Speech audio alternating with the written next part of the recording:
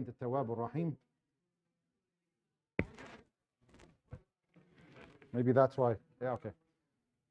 طيب. اللهم تقبل منا إنك أنت السميع العليم وتب علينا إنك أنت التواب الرحيم. Welcome to another class of Tafseer. Inshallah, this is the second last class before our midterm, and then we have a break, inshallah ta'ala. If you are not part of the class, you are more than welcome to stick around and learn. There's no prerequisite to learning the Quran, so you can benefit, inshallah ta'ala, from any message that you learn, that we talk about today. So we will take, inshallah, attendance after the class. So if you are a credit student, make sure that you sign the attendance sheet, which I think we are in the process of getting. My clicker isn't working, so I'm just going to see if I can. Do you know how to work this thing? Do I just wake it up? Let's see. Okay. Perfect. Thank you. Okay, so we've covered the first two clusters of the last chapter of the Quran. And inshallah ta'ala, that midterm that's on the 19th, I believe it is, will only be covering the first two clusters. And so that's going to be to Surah Al-Buruj. Okay, so from Surah Al-Naba to Surah Al-Buruj, if you are a credit student, Jazakallah khair. If you are an audit student and you still want to take the course or the midterm, you're more than welcome to. It doesn't have to be graded. It's just for you to kind of see, how well you understand what we've covered so far. We've started to talk about the third cluster. And who can describe the third cluster for us? No, the cluster itself. What is the cluster of Juz' Amma, the third one, address? Okay, but that's not. Yeah, I'm looking for more.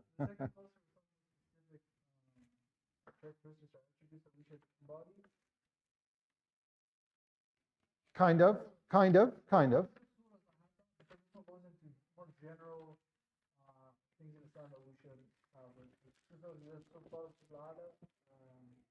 Yeah. So we finished one surah and we started the second surah, right? So maybe because I didn't repeat it enough, inshallah ta'ala, we'll, it maybe wasn't as clear, but we'll do that today, inshallah. So the third cluster is really around talking, about the tools that Allah subhanahu wa ta'ala gave us to live life, to overcome the challenges in the journey of life, the journey to Him subhanahu wa ta'ala. And specifically about these tools is that these are not tools that you can deduce on your own, right? For example, being kind, right? Or managing your temper, or giving, the poor. These are things you don't, anybody could do that are not religious, right? They're not taught necessarily by religion. It's, anybody who feels, sympathy towards someone and wants to help them, they will help them.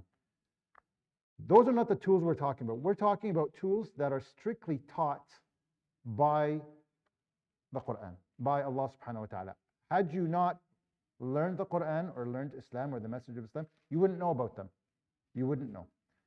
And so these are what we need to learn in order to overcome these obstacles in our journey to Allah subhanahu wa ta'ala.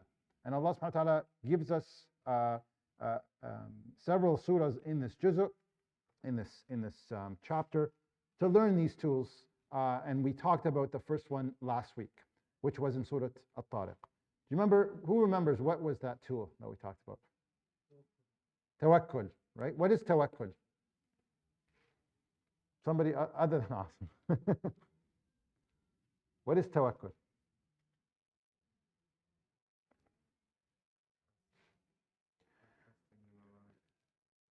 There's a form of trust in it for sure, okay? Guys, this is just last week. I'm going to have the awkward silence. Was it? Oh yeah, that was 2 weeks ago. Sorry, my bad. So 2 weeks ago. Last time is when we had it, right? What is the concept of tawakkul?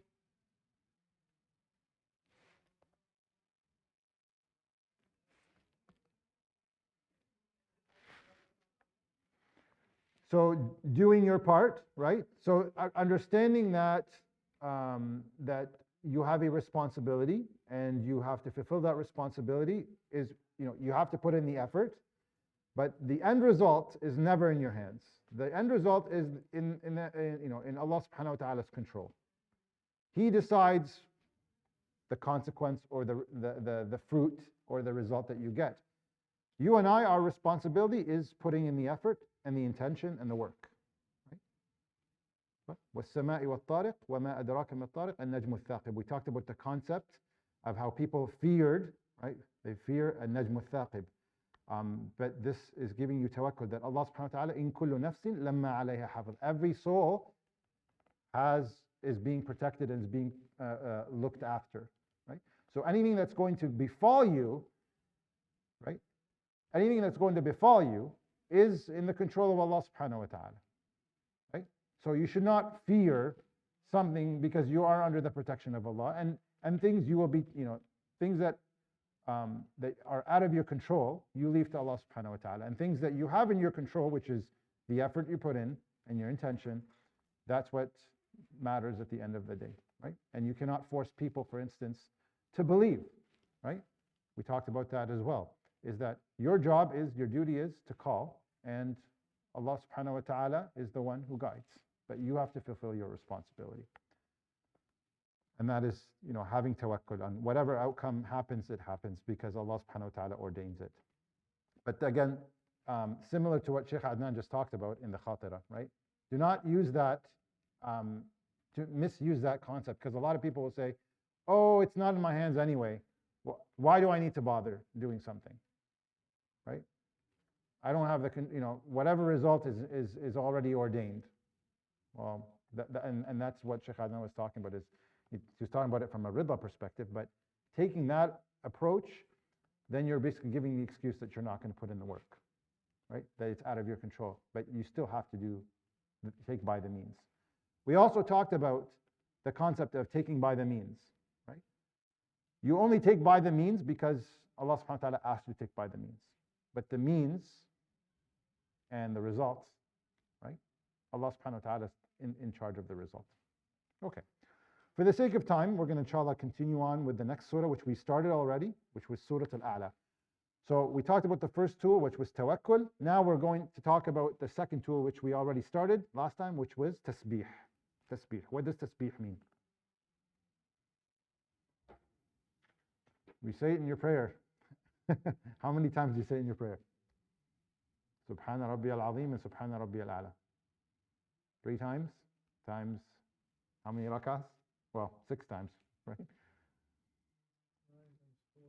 Yeah, 36 times minimum. Come on. What does tasbih mean? In what way? Glorifying in what way? The definition that you gave us, because knowing Allah. Very good. When you say subhanallah, tasbih is you're acknowledging the perfection of Allah subhanahu wa ta'ala. That He is perfect and He has no flaws. And He has no flaws. And so by default, everything else has flaws. When you acknowledge that Allah subhanahu wa ta'ala is flawless, is perfect, and perfection only belongs to Him, everything by default is imperfect. Okay? Is imperfect. And this is the tool that we're going to talk about for the surah. Inshallah, I think did we start reading 2 weeks ago? We did start reading. We did cover the first 7. No, we didn't. We did. Okay. So inshallah ta'ala, I'll just kind of summarize them very quickly for those who missed the class, and then we'll continue on with the rest. So, سبح اسم ربك الأعلى. Again, it's you're giving glory to Allah subhanahu wa ta'ala, you're acknowledging His perfection, but it's saying sabbih ism or bism, in the name. Why in the name? Why not sabbih rabbika? Why not sabbih bismi rabbika? Because we said last time that whether you and I acknowledge it or not, God is perfect. Allah subhanahu wa ta'ala is perfect. So what this is the first command of tasbih is that you glorify Allah's perfection in His name, which means really it's in you, in your heart and in your mind, you glorify Him. Whether you do it or you don't, He's glorified, He's perfect, right? We said, remember the difference between yal'ab and la'ib? You guys remember that? Yal'ab is to play, la'ib is player. Anybody can play, anybody can yal'ab, but la'ib means that you do that as a profession. You're a player. That's who you are, right? Subhanallah, right? Allah subhanahu wa ta'ala is perfect. Okay? Subhan is what it means. It means He's perfect. When you say Sabbih isma rabbika, bismi rabbika al-a'la, you're glorifying it within you. So the order is from Allah subhanahu wa ta'ala for you to glorify Him within His name, within you. So and a'la because there's nothing above Him subhanahu wa ta'ala. الذي خلق فسوى والذي قدر فهدى والذي أخرج المرعى. It's talking about how Allah subhanahu wa ta'ala created and خلق فسوى and fashioned His creation. Excuse me, still have my cough from like 3 months ago. وَالَّذِي قَدَّرَ فَهَدَى, and the one who destines, who gives destiny and hada and guides each creation to fulfill the function it was created for.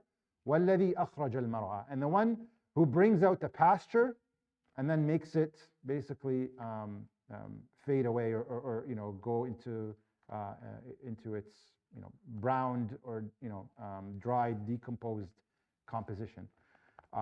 And so this last ayah that we covered, I think last time, plant life, really observed by the human, is an example of how earthly existence and worldly benefits quickly fade away. وَالَّذِي أَخْرَجَ الْمَرْعَى فَجَعَلَهُ غُثَاءً أَحْوَى. Okay? That's what life is, just like the plant. It'll thrive and very quickly it will wither and it will die and decompose. And this is the example of this life.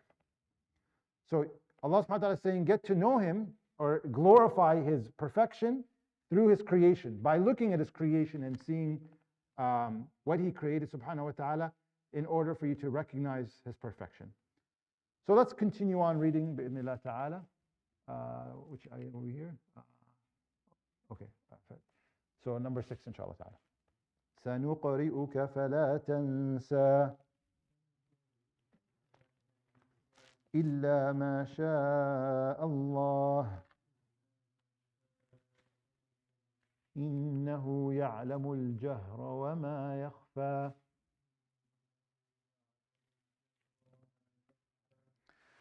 Okay, so we'll continue from here inshallah ta'ala. So سنقرئك فلا تنسى.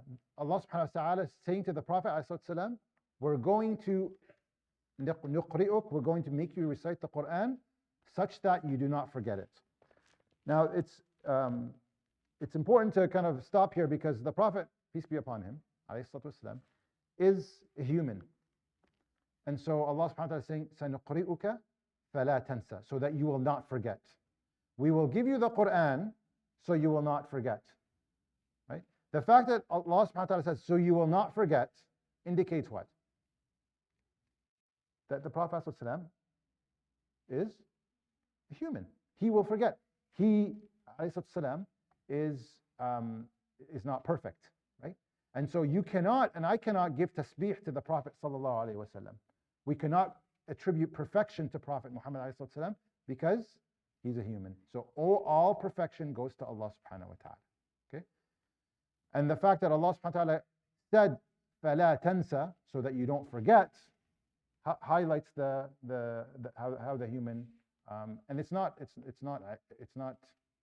wrong to say that, because again, perfection only belongs to Allah subhanahu wa ta'ala. We talked about the dangers of attributing perfection to humans, governments, friends, uncles, fathers, mothers, because if everybody will make mistakes, and so if you attribute perfection to someone and you see them making a mistake, that could throw your whole understanding down the drain, right? And so kind of going back to giving him perfection subhanahu wa ta'ala, when you grant him tasbih, when you say Subhana Rabbi al-A'la or Subhana Rabbi al-Azim, you're basically telling yourself, oh my nafs, whatever wrong in life happens, it's because of me. It's because of me. It's because of my shortcomings. It's because of my weakness. It's because maybe I did something wrong. It's not because of him subhanahu wa ta'ala. And this is the main point. The main point of the surah is early in the surah. Why do we grant perfection to Allah? Because we're going to go through a lot in life, a lot of challenges and a lot of difficulties. And what do people naturally do that don't have belief? Why me? They start blaming, why does it have to be? Why not somebody else? I've already gone through so much. Why can't, and they start blaming Allah subhanahu wa ta'ala. But if you're a musabbih, if you're somebody who attributes perfection to Allah subhanahu wa ta'ala, and you understand what that means, and we said last time, if you say Subhana Rabbi al-A'la and you mean it, it's better than somebody saying it 1,000 times and they don't know what it means. Because what you're saying is, oh Allah, you're perfect, you're flawless. Anything wrong that happens, and I live by that in my heart, anything that I come across, I can't blame you. You're perfect. It can't be from Allah subhanahu wa ta'ala. It's from me or my, I've done something that falls short or has maybe a impure intention, or maybe I didn't plan properly, or maybe I had, I made a mistake in something, so I'm, it's coming back to take away the barakah from my work, or to lead me, astray, whatever it is. You do not blame Allah subhanahu wa ta'ala for, because you already have that concept of tasbih implanted in your mind. You have tasbih of His name subhanahu wa ta'ala. See why tasbih is important, okay? It's critical. Because things will go south, I guarantee it. In your life, they will go south. And they could go south very quickly. And you can lose everything at a moment. And there are people who, at their climax, will turn and will question Allah subhanahu wa ta'ala, or blame Him. And there are those who will say, how can I get better? What can I do so this doesn't happen again? How do I overcome my challenge? How do I overcome my difficulty? And that's the essence of tasbih. That's what tasbih should lead us to do. Okay? How do you deal with that point in your life when you hit rock bottom? You need to improve. You think about, how can I get better? What can I do differently? How can I get closer to Allah? Because you're a person of tasbih. Because when you say Subhana Rabbi al-A'la, you acknowledge He's perfect. It's not because of Him, it's because of me. Okay? And I had a lot of people last class. This was a really difficult concept, because you're telling me if I did my best and it still happened. It still happened. Examine in your, وَمَا أَصَابَكُم مِّن شَيْءٍ فَبِمَا كَسَبَتْ وما أصابكم من مصيبة فبإذن الله وما أصابكم من مصيبة فبما كسبت أيديكم ويعفو عن كثير. That anything that befalls you, it's because any calamity that befalls you, it's because of what you have earned. And I know this is hard to hear, but this is actually a tool for you to understand, I need to get better, right? This is not to put me down. This is for me to realize maybe there's something else I can be doing or should be doing that improves my state or my work or my intention or whatever. Okay? We talked about also the ayah in Surah Al-Nisa, وَإِن تُصِبْهُمْ حَسَنَةٌ يَقُولُوا هَذِهِ مِنْ عِنْدِ اللَّهِ وَإِن تُصِبْهُمْ سَيِّئَةٌ يَقُولُوا هَذِهِ مِنْ عِنْدِكَ قُلْ كُلٌّ مِنْ عِنْدِ اللَّهِ. That Allah subhanahu wa ta'ala, all of the results is from Him subhanahu wa ta'ala. However, ما أصابك من حسنة فمن الله وما أصابك من سيئة فمن نفسك. That the reason for something that befalls you that's good, it's because of Allah subhanahu wa ta'ala. If anything befalls you that's negative, فمن نفسك. It's from your nafs. And so we need to go back to our nufus and examine ourselves.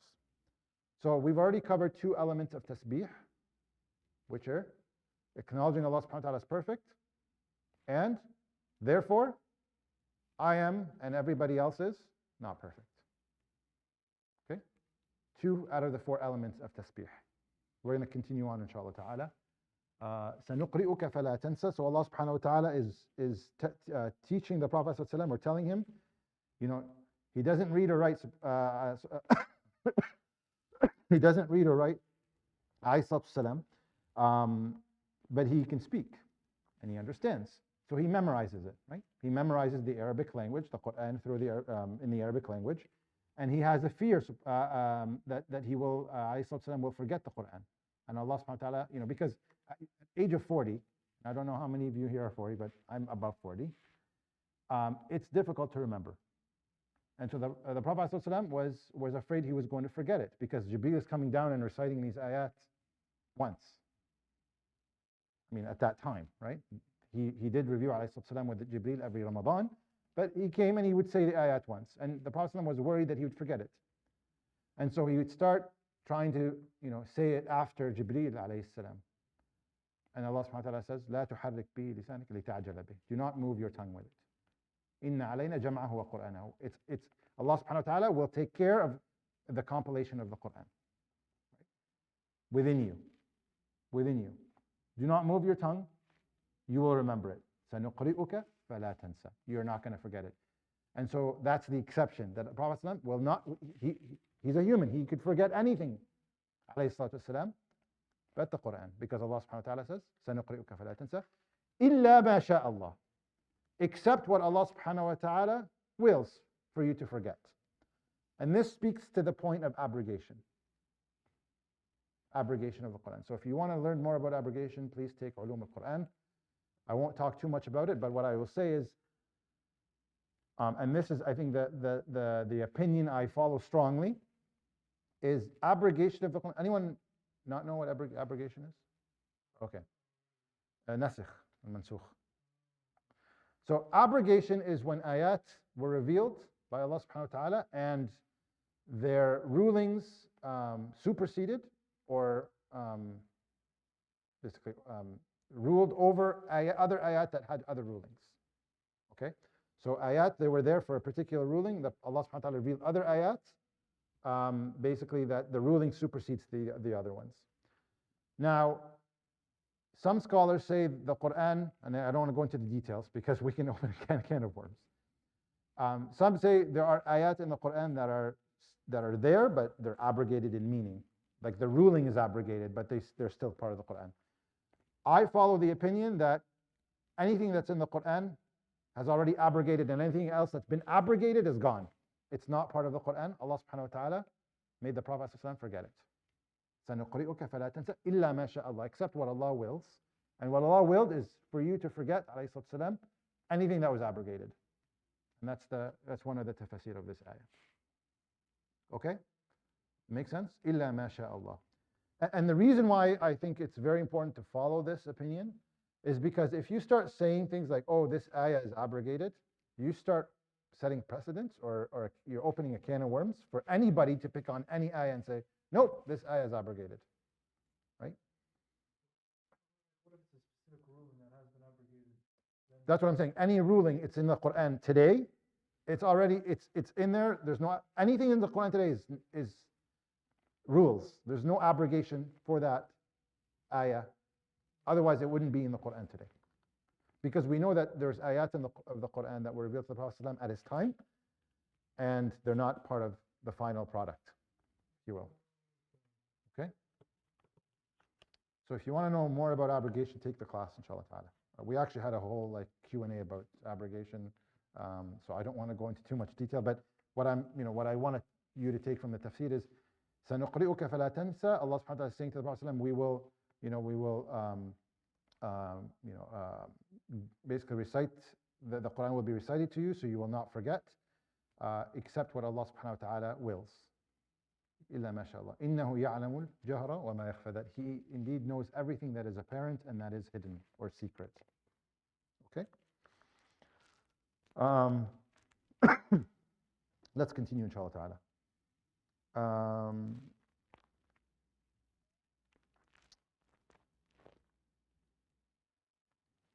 Okay. The last point I'll mention is I've heard this excuse many times, you know, why don't we do this? Why don't we do that? The Prophet ﷺ did it. Oh, he's the Prophet of Allah. He's a prophet. He's special. Like we can't do that, right? You can't compare me to the Prophet ﷺ, right? People say that, right? People.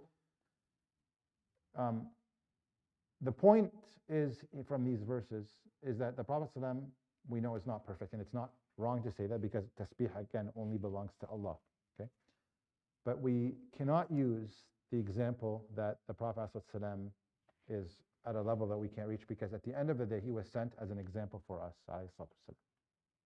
He's our example. We follow in his footsteps. Right? I firmly believe, there's the fasting of Dawood, which is, for instance, day on, day off, day on, day off. Has anyone tried that, by the way? It's difficult, I will say.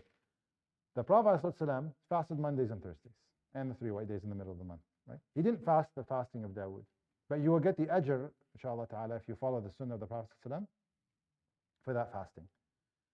And I believe that it's less in frequency, because the Prophet ﷺ came as a mercy for humankind and made it easy for people to follow. Right? It's easier to follow in the sunnah. So the sunnah is easy. Right? It's not difficult. Okay? So let's continue, inshallah. فذكر إن نفعت الذكرى. Did I ونيسرك? We didn't say ونيسرك لليسرى. Sorry. ونيسرك لليسرى. فذكر إن نفعت الذكرى. سيذكر من يخشى.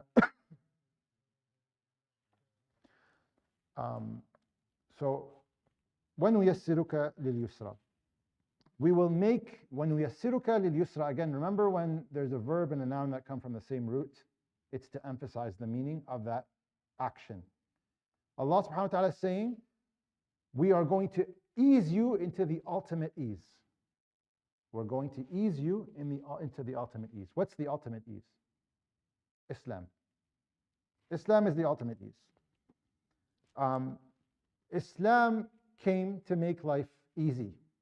It didn't make life difficult. And if anybody that you meet will tell you, oh, Islam is making my life difficult, they have no understanding of Islam. Islam actually makes life easy. It equips you with all of the tools to deal with all of the curveballs you will get in life, all the challenges and difficulties. It'll help you overcome obstacles. It will give you peace of mind. This is what Allah subhanahu wa ta'ala is referring to as the ultimate ease is Islam.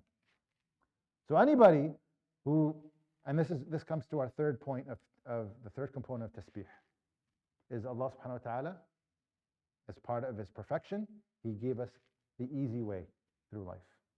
The easy way is the way of Islam. Yassir is to ease, Yusr is the ultimate ease.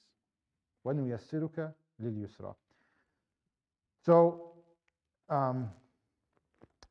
if Islam is the reason why you find difficulty, that means you're not practicing Islam properly. Because Islam came to give ease in dunya and akhirah. In dunya and akhirah, not just akhirah. Allah subhanahu wa ta'ala did not make dunya difficult or unbearable as part of the test.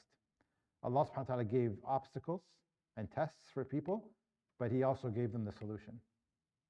Right? You don't have to figure it out on your own. Every concept in Islam, or every tool in Islam, covers anything that you go through in life.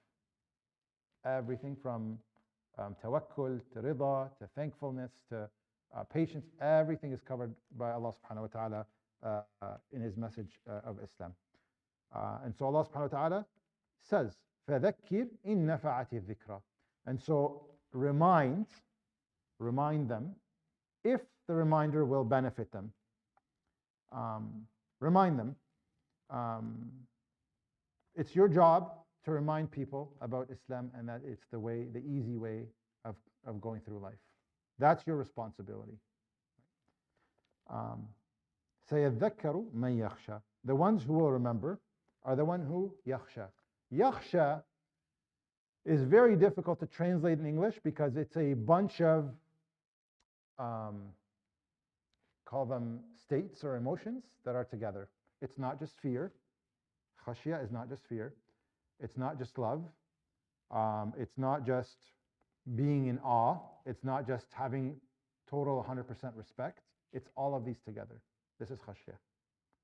سَيَذَّكَّرُ مَنْ يَخْشَى. The person who will take this reminder is the one who has this khashya. Okay? Let's continue reading. We didn't read that. وَيَتَجَنَّبُهَا الْأَشْقَى. وَيَتَجَنَّبُهَا الْأَشْقَى.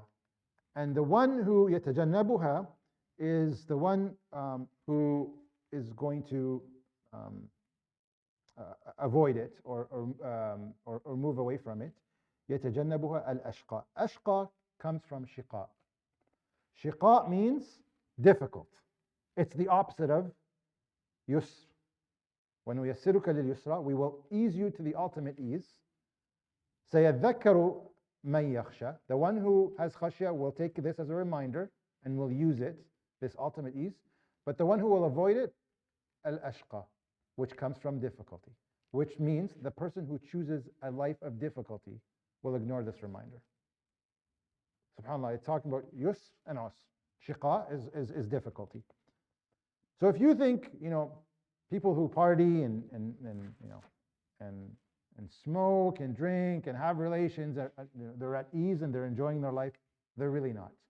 They're really not. They don't know, they don't understand that that's not the ultimate ease. Actually, most people that are in that state end up becoming depressed because they realize they're looking for the value. They're looking for, why am I here, their purpose, and they can't find it, so they're looking in the wrong places. So if you think these people are happy, they're not. And actually, there's a lot of people looking into Islam. I'm sure a lot of you through social media, if you're on it, people are actually inquiring about Islam, reading the Quran, even converting or reverting.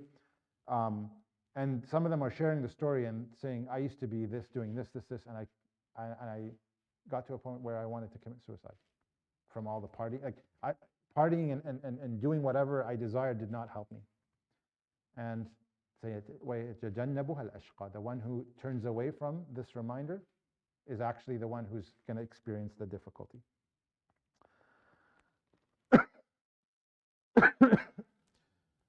Any questions so far? Okay, let's keep going. الذي كذب وتولى.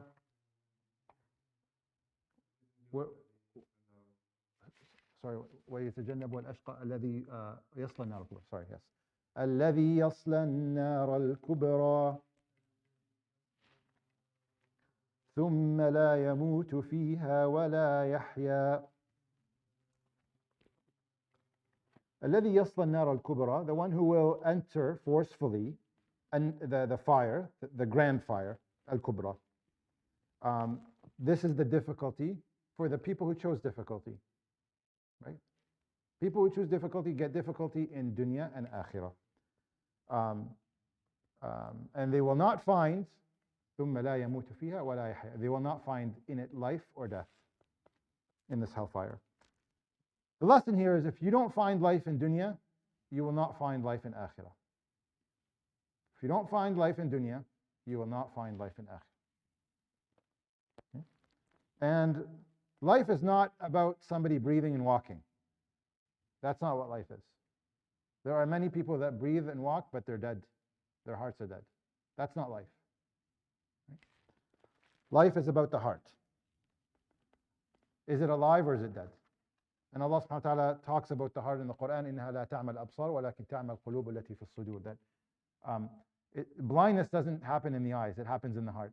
Right? That's in your chest. When two people looking at a set of beautiful mountains, one believes, one doesn't. They're looking at the same thing. They both have eyes. They see the same exact thing, but the response is different because one has a heart that's alive and one has a heart that's dead. So the response could be for one, it gets them closer to Allah subhanahu wa ta'ala and reflecting on his ability to create, and the other one just sees them as, oh, they're nice. And that's it, it stops there. Right? And that's the example of being alive and being dead.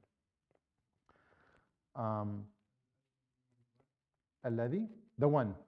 الذي يصلى النار الكبرى ثم لا يموت فيها ولا يحيا.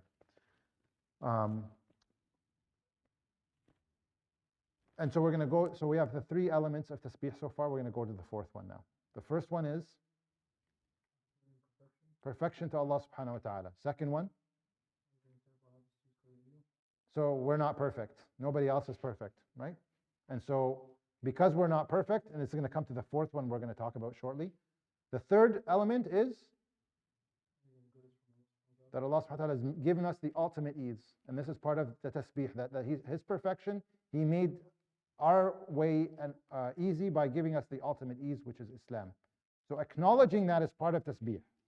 Acknowledging that Islam is the perfect religion that Allah subhanahu wa ta'ala chose for us, and it's the ultimate ease, is part of tasbih. This way you can't blame it. The blame is never on Allah subhanahu wa ta'ala. The blame is not on Islam.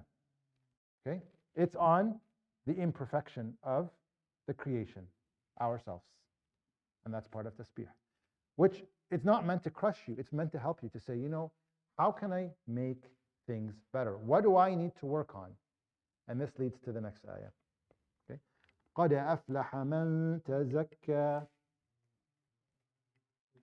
وَذَكَرَ اسْمَ رَبِّهِ فَصَلَّى. قَدْ أَفْلَحَ مَنْ تَزَكَّى. So the one who aflah means success, but it's different than najah. Najah means also success, but najah is only worldly success. Falah or aflah is worldly and akhirah success. And so every time you hear the word aflah or falah, like قَدْ أَفْلَحَ الْمُؤْمِنُونَ, you really need to go in and see, okay, Allah's talking about success in both this life and next life. What do I need to do to become this successful? What's the question that everybody tries to answer in their career? How do I get success? How do I become successful? Everybody's chasing success, but they're chasing, they're going up the wrong tree. Success is dunya and akhirah. It's not just akhirah, by the way, it's also dunya, right? And Allah subhanahu wa ta'ala says, قَدْ أَفْلَحَ, the one who's successful in dunya and akhirah. Who is the one? مَنْ تَزَكَّى, the one who tazakka. What does tazakka mean? Tazakka means, it comes from a word that we know, tazkiyah, which comes from zakah. What's zakah? Yes. When you give zakah, right, you have money, for instance, and if you have over the nisab, or the minimum amount or threshold, you have to give of that money to 8 categories of people, right? That is zakah. Zakah means that your wealth, that portion that you give out of your wealth in zakah, actually does not belong to you. It does not belong to you. It belongs to the poor, the needy, the 8 categories of people. And so for you to purify your wealth, you need to get rid of that amount and distribute it, because it's not yours. So it's purification of your wealth. Zakah is purification. It's money, it's not yours. It's not your right to have. That 2.5%, that's not yours. You have to get away. And that when you give it away, you're purifying your mal, right? That's the concept of zakah. So Allah subhanahu wa ta'ala in this one, and we're going to talk about this a lot in Surah Shams, so I won't take too much about it, take too much time about it here. But tazakka is the one who purifies themselves. قَدْ أَفْلَحَ مَنْ تَزَكَّى. Purifies themselves, i.e. their spiritual state and their hearts. Okay? So in order for you to purify yourself, what do you need to do?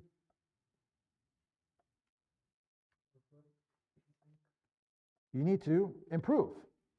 You always need to look at ways of how can I make myself better? How do I continuously purify myself so I'm a better person? So I'm closer to Allah subhanahu wa ta'ala. And that's the fourth element of tasbih. That you attributed perfection to Allah and imperfection to yourself and everything else. That you recognize Allah subhanahu wa ta'ala gave you the ultimate ease, which is Islam, the way of life. And so when you recognize that Allah is perfect and the way is the easy way, and you encounter difficulties or challenges or mistakes, you recognize that it's from you, and so what do you need to do? Tazakka. You need to purify yourself. 4 components. Naturally, when you realize that you have a deficiency, and that's the person who's musabbih, the one who actually lives by tasbih, of Allah, of the name of Allah within them, recognizes that if I go through a problem, or a challenge, or a mistake, or a sin, I have to work on myself. This is because of me. Okay? Again, for you to recognize that there is area for improvement and opportunity, and of course everybody has an area or opportunity to improve because we're not perfect. Okay? Yes?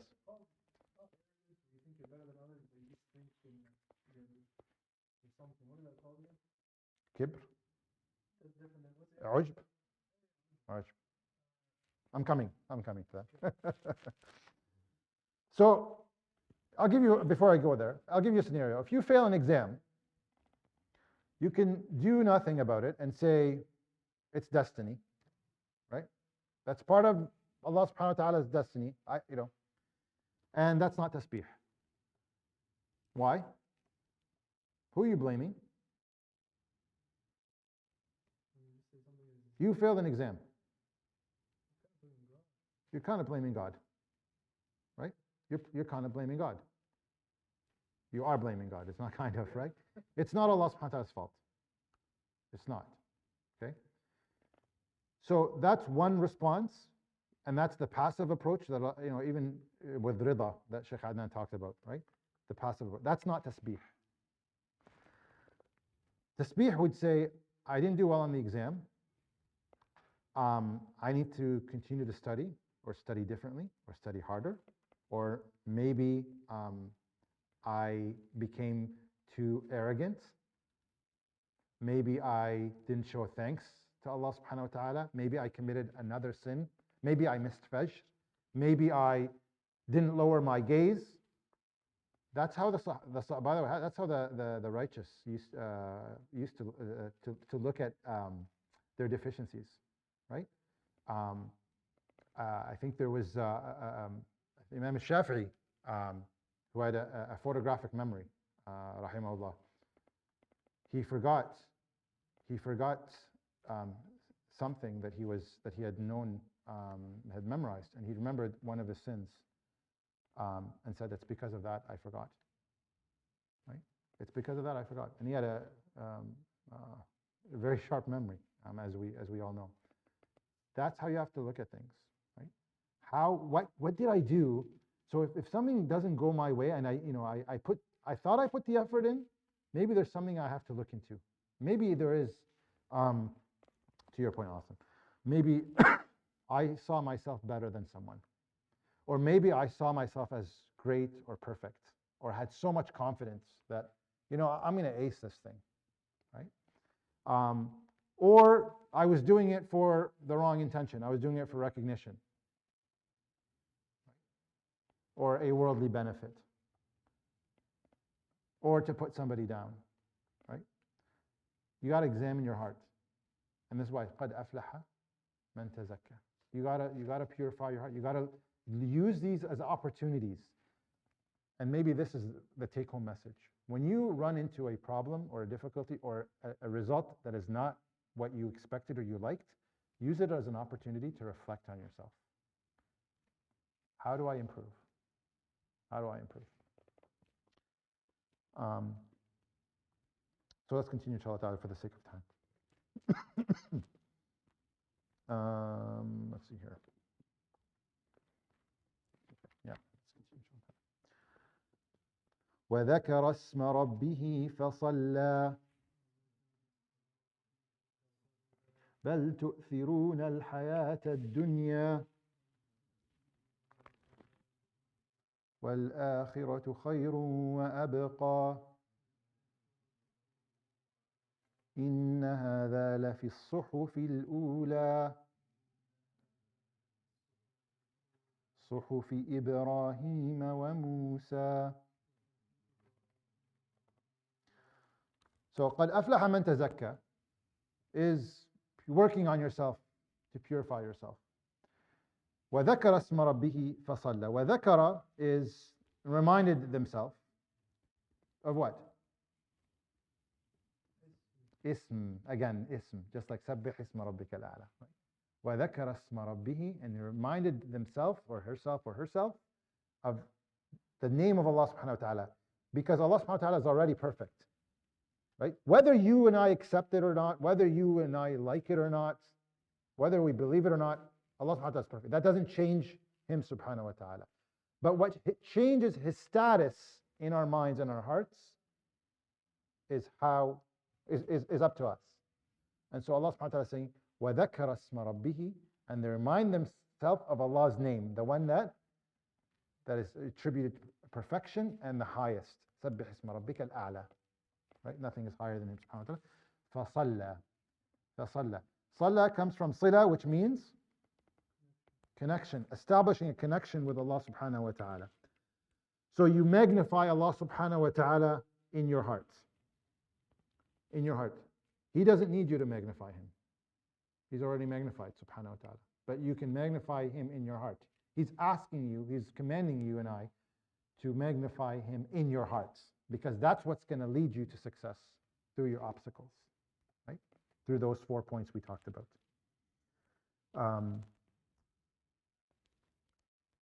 The other important thing here is قَدْ أَفْلَحَ مَنْ تَزَكَّى وَذَكَرَ اسْمَ رَبِّهِ فَصَلَّى. Purification comes before prayer or connection. To connect with Allah, you need to purify yourself.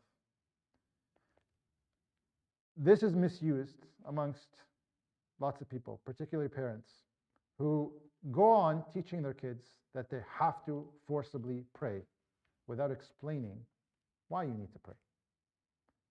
Because they say, through your prayer, you pray first, then you will attain khushu', or purification, or connectivity, or improving yourself. That's not how it works, right?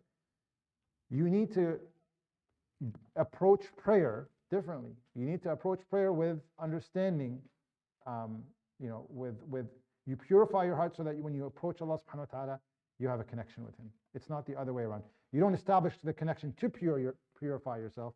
It's you purify yourself to establish the connection. Okay? That order is very important. فَصَلَّى.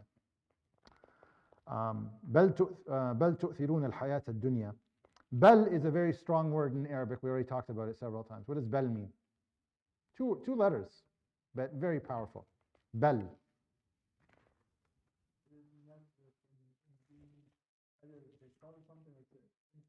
Right. So bal means here the problem is not what you think. The problem is what's coming, what I'm about to tell you. Bal. So the problem is not, the real issue. The real issue is not what you think, but بل تؤثرون الحياة الدنيا. The problem with not having the state of tasbih is that you preferred the life of this world. تؤثرون الحياة الدنيا. Now notice how Allah didn't say dunya, but hayat dunya. Dunya is not a problem. Dunya in the Quran is not spoken about in a bad way. What's spoken about in a bad way is hayat dunya, the life of this world. Dunya in itself, not life of dunya, but dunya is, well, you can't go to Jannah without going through dunya, right? Dunya was where Allah subhanahu wa ta'ala sent all His books, the best of His creation, alayhi salatu salam, and all the other prophets, alayhi salam. And Allah, this is where you establish your relationship with Allah subhanahu wa ta'ala. So it's not dunya that's the problem, it's al-hayat dunya. When you take the life of this world, which is really the life of desires, and we talked already about how that leads you to difficulty. That's the problem. بل تؤثرون الحياة الدنيا والآخرة خير وأبقى. Indeed, the akhirah, the hereafter, is khayr, is better, وأبقى, and it's forever. Which speaks to the point that when you do something quickly and you get a quick fix or a quick benefit, it doesn't last. We all know whoever's pulled an all-nighter for an exam, they probably forget what they learned after a week.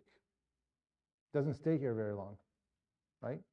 Because you've invested so little time just to write the exam, but afterwards it's gone. But if you invest long-term in your learning, that will stick around with you for a long time. Dunya is the same approach. The hayat dunya is the quick, the quick high. I want to feel good, so I do this or that, or things that I shouldn't be doing, so I can feel quick, that quick high, and then which goes away quickly. Allah subhanahu wa ta'ala is telling us here, بَلْ تُؤْثِرُونَ الْحَيَاةَ الدُّنْيَا وَالْآخِرَةُ خَيْرٌ وَأَبْقَى, that the hereafter is long-lasting. Well, abqa is forever. And so where are you investing? Where are you investing? Shouldn't be a difficult sell. Unfortunately, in today's world, it is for some reason.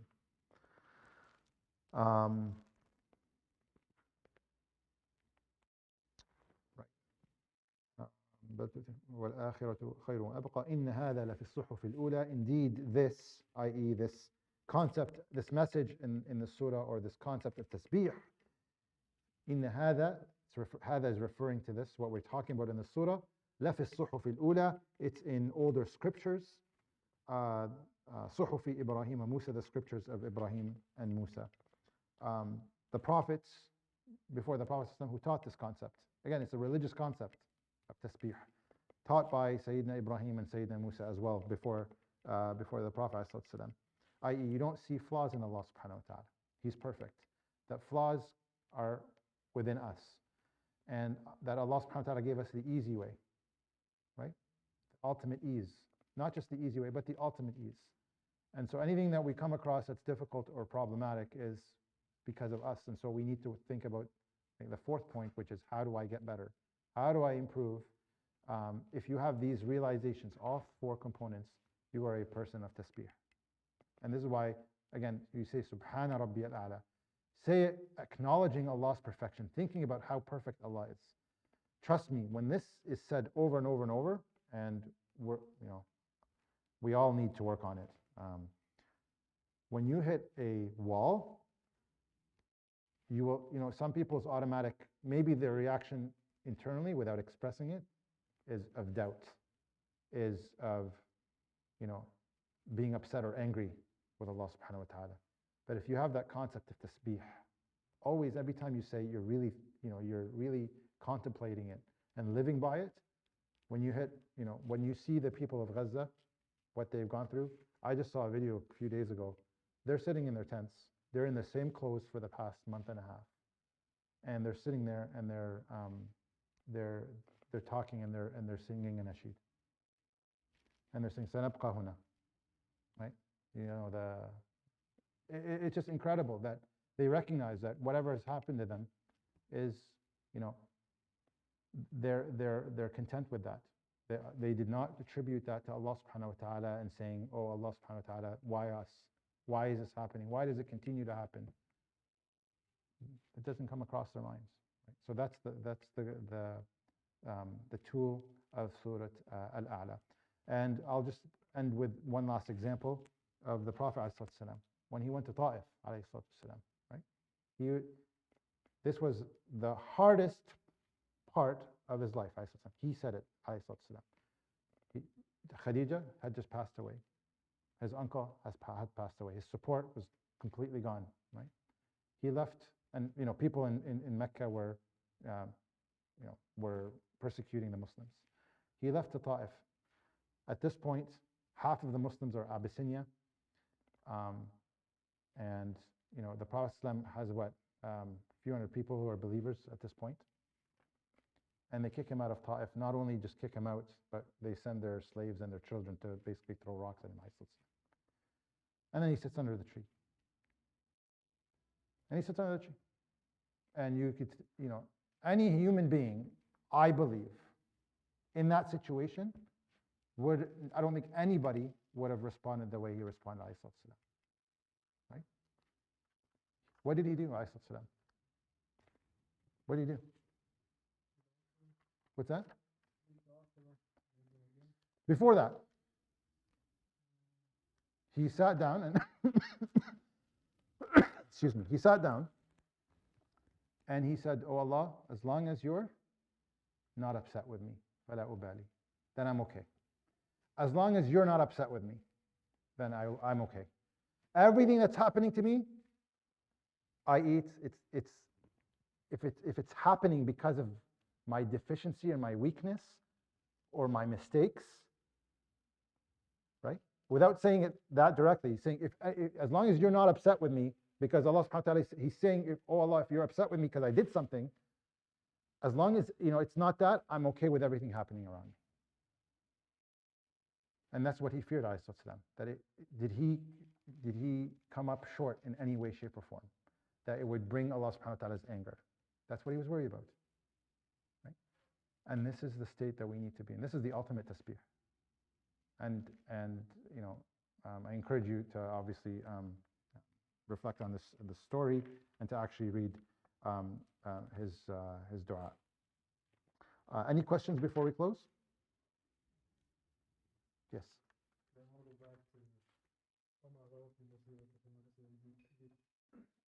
Okay, so can you say that gives you sense of control of your own problems? It gives you control, and this is on you. Yes, it's on you. Right, but then you say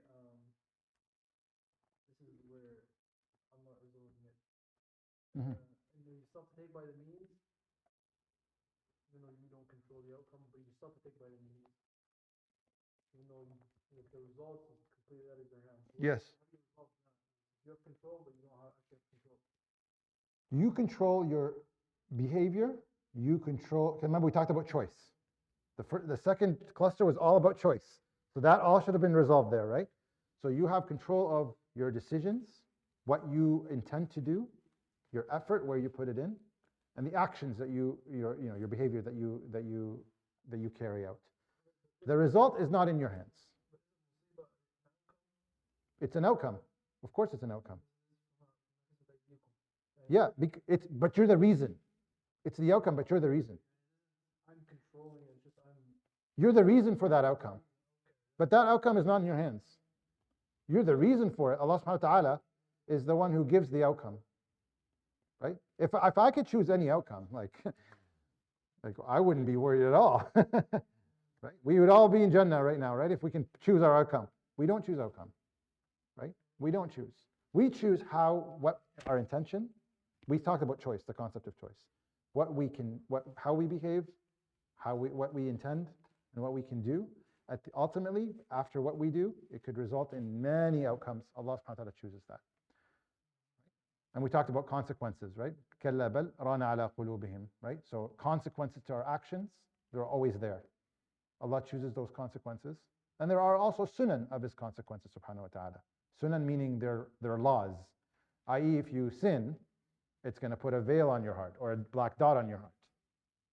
That's a law, L-A-W, that Allah subhanahu wa ta'ala ordained. Right? Nobody sins that gets closer to Allah subhanahu wa ta'ala unless you repent. Right? But if you just sin and leave it at that, you're deviating away. Does that help?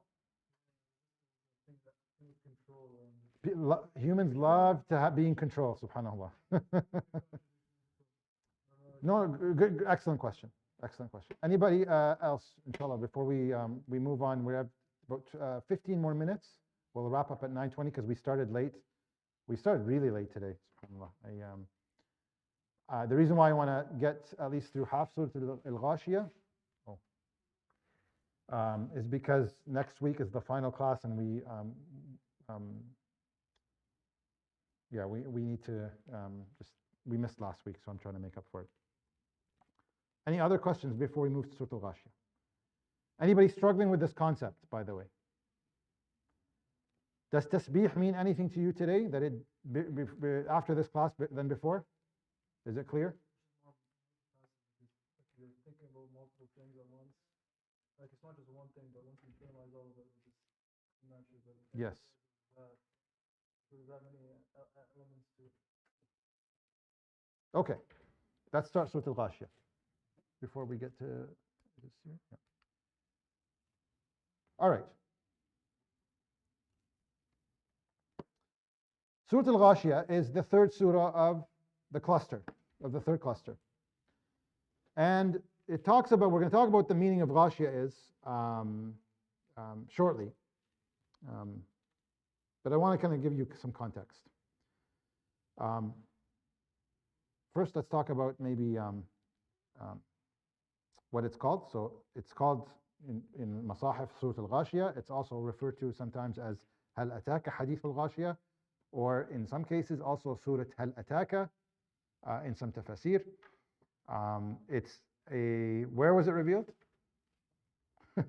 You're my man for that, right? You don't have to say it.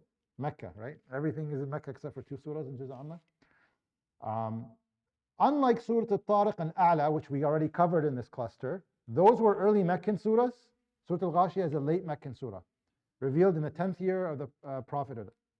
Okay, in the year of Al-Huzn, Am Al-Huzn, the year of sorrow.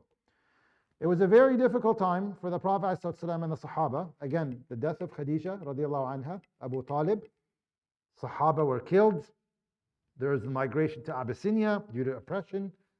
There was also something that was difficult, which was the boycott. How long was the boycott? 3 years. The Prophet ﷺ and the believers were boycotted. They were basically on the periphery of Mecca, and nobody was allowed to deal with them, business, marry with them, marry to them and from them, basically cut them off, nothing coming in or out. So they used to eat leaves, and people died out of hunger.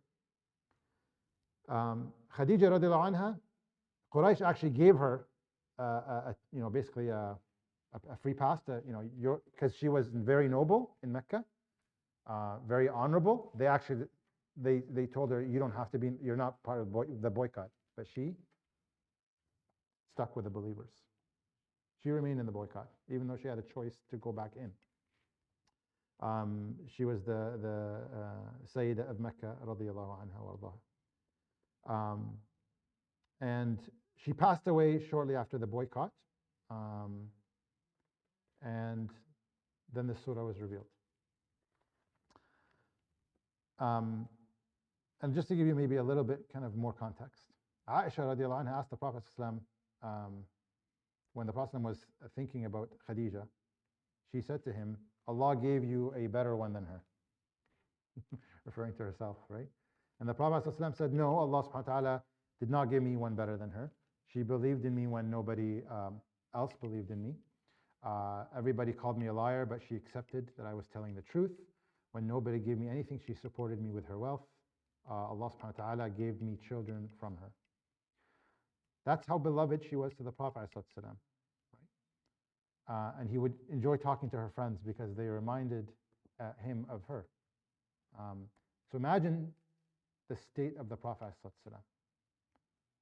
Boycott, lost your support. You have about 300 Muslims at this time or so, after 10 years of da'wah. Like, put yourself in that, 10 years, very minimal Muslims, half of them are Abyssinia, you're being persecuted in Mecca, and this surah comes down. Hal ataka hadithul Ghashiyah. Ghashiyah, why don't we actually read it? Because I think, we'll talk about maybe the main theme and then we'll start reading it. So because I think it'll be very clear to you what it means. Surah Al-Ghashiyah talks about the tool, again, these tools are only learned through Islam, through the Quran, of perseverance. Understanding that no matter how much difficulty you experience in life, that you must continue to fulfill your role and your duty. That's perseverance. Many people think patience and perseverance is, I go through a difficulty, I sit there, I accept it, I just wait it out. I'm being patient. That's not perseverance. When people go through difficulty and you ask them, can you come here? Can you do this? No, leave me alone. I'm going through a lot. Just please, don't talk to me. I'm dealing with a lot right now. That's not to say that that's necessarily bad, because some requests, you got to prioritize. But when that starts to become an excuse to fulfill your role and responsibility, then that's not perseverance. If somebody asks you to continue, for example, in a project that you started, whether it's like orphans or Quran or, I don't know, support system for the oppressed, whatever it is, and then you hit rock bottom and then you leave your work or stop doing it to the level you were doing it before, that's not perseverance. Perseverance, and you pat yourself on the back and say, it's okay, I'm going through a lot. No, you established your goal, your responsibility to Allah subhanahu wa ta'ala. If you run through rock bottom, it doesn't matter. Perseverance means you continue to fulfill that role, regardless of what happens to you. That's perseverance. Okay? So it's not just a matter of holding back my anger. Oh, I'm persevering. That's a form of patience, but we're talking here about a different level. And Surah Al-Ghashiyah talks about that. Okay? Let's start reading inshallah ta'ala. And we won't cover all of it, obviously. Bismillah ar-Rahman ar-Rahim. هل أتاك حديث الغاشية وجوه يومئذ خاشعة عاملة ناصبة تصلى نارا حامية تسقى من عين آنية ليس لهم طعام إلا من ضريع لا يسمن ولا يغني من جوع. So unlike Surah Al-A'la, where the main point was the very first ayah, Surah Al-Ghashiyah is at the end. So we're going to leave you with a cliffhanger today. Okay? But these ayat are very important. Allah subhanahu wa ta'ala says, هَلْ أَتَاكَ حَدِيثُ الْغَاشِيَةِ. Has the news of Ghashiyah come to you? Ghashiyah means, or Ghashiyah, it comes from Ghashiyah, which means to cover, something to be covered. Okay? So Ghashiyah, which also is synonymous with musibah. And musibah comes from asaba. And asaba means something that hits the target right on. Okay? So the concept of a difficulty that strikes you right on, musibah, right? Ghashiyah is basically when a difficulty comes and it covers you and overwhelms you. And that's why the tafsir often will, when you read it, or the translation, the overwhelming event. Ghashiyah comes from to cover, i.e. to overwhelm you. To overwhelm you. Allah subhanahu wa ta'ala starting the surah with, have you heard the news of the event that is overwhelming? The overwhelming event. The Prophet ﷺ is already feeling overwhelmed, yes? Didn't we just talk about the context of when this was revealed? Isa was already feeling overwhelmed. Allah subhanahu wa ta'ala is reminding him, you think this is overwhelmed? Wait until you see the true overwhelming event. هَلْ أَتَاكَ حَدِيثُ الْغَاشِيَةِ. So sometimes in life you could be going through a huge difficulty and you get caught up in it and you feel so overwhelmed. And then you forget to look at the big picture. And Allah subhanahu wa ta'ala reminds the Prophet ﷺ, reminds us, هَلْ أَتَاكَ حَدِيثُ الْغَاشِيَةِ. Have you seen the true overwhelming event? If you think what you're going through is overwhelming, then wait for the ultimate overwhelming event. In a sense, what you're going through, yes, it's difficult, but there is a much more difficult time that's coming. And so when you think about that, remember, what's the concept of this surah? Perseverance, right? You think to yourself, there's a bigger overwhelming event. And when we talk about these ayats, you'll see how it all connects, inshallah ta'ala. وُجُوهٌ يَوْمَئِذٍ خَاشِعَةٌ. On that day, يَوْمَئِذٍ, on that day, the faces, wujuh, are khashi'ah. Now, khushu' is good when it's in the mind. It's good when it's in the heart. It's good when it's showing itself on the limbs, when you are in a state of humility before Allah subhanahu wa ta'ala and khushu'. But when it's khushu' on the face, that's not good. Because Allah subhanahu wa ta'ala is describing the people that are losing on the Day of Judgment with having وُجُوهٌ يَوْمَئِذٍ خَاشِعَةٌ. Okay? So what this really means is the faces are humiliated. There's no integrity left in those people. What about those people? عَامِلَةٌ نَاصِبَةٌ. Amila are people who are putting in the efforts. On the Day of Judgment, they're putting in all their efforts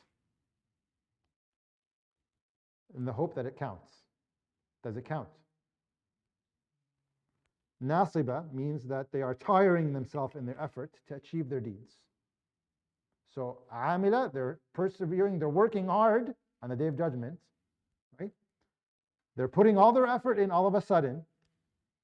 Nasiba, they're tiring themselves doing these actions. Maximum efforts. But the problem is they didn't do that in dunya. And so they will work hard in akhirah, but it will not count. Nobody's looking at them. Nobody cares. So why are people doing that all of a sudden? Because now it all makes sense on the Day of Judgment, but it's too late. Tasla naran hamiyah. It will enter forcefully a fire that is hamiyah, that is high temperature, blazing. Tusqa min aynin aniyah. It will be given a drink, tusqa, from ayn. Ayn is a spring. Aniyah. Aniyah is boiling fluid. لَيْسَ لَهُمْ طَعَامٌ إِلَّا مِنْ ضَرِيعٍ. That they don't have anything to eat, no food. إِلَّا مِنْ ضَرِيعٍ. ضَرِيع is a thorny, poisonous plant in some tafsir.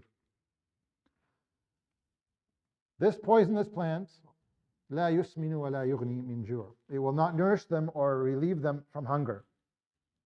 لا يسمن ولا يغني من جوع. So, what you're going through, if you're talking about you're being overwhelmed, there's an overwhelming event that's truly coming. So whatever you're going through is nothing compared to that overwhelming event, where people will be working extremely hard, hoping that anything they do will at least grant them some level of mercy of Allah subhanahu wa ta'ala. And no one's looking at them. Allah subhanahu wa ta'ala is not even looking at them or paying any attention to them. Compare your overwhelming event in dunya to their overwhelming event. Does it compare? When nothing matters, when nothing counts. And so this is meant to kind of show that big picture. O Prophet of Allah, you're going through all these challenges, you're feeling overwhelmed. Let me tell you about the overwhelming event. And the description of the people on the Day of Judgment who obviously rejected Allah subhanahu wa ta'ala and did not fulfill his command and erred. So inshallah, we have, I think I said 9:20, so let me see. We'll wrap up there, but then next week we're going to do an hour and a half. I always have to push more time. Any questions so far about the surah before we close?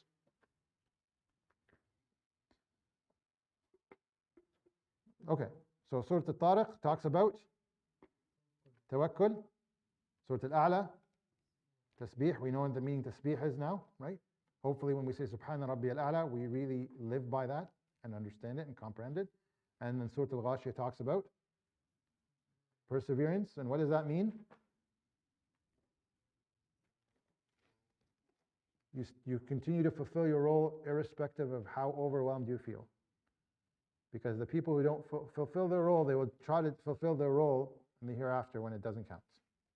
And this will all inshallah come, I kind of gave you that. I said the end of the surah has the main point, and the cliffhanger is no longer a cliffhanger because I told you what it is. But we'll finish with that inshallah ta'ala next week, same time, last class before our exam. Please give your name for the attendance. Subhanakallahumma wa bihamdik, nashhadu an la ilaha illa anta, astaghfiruka wa atubu ilaik. Sallallahu ala sayyidina Muhammad wa ala alihi wa sahbihi.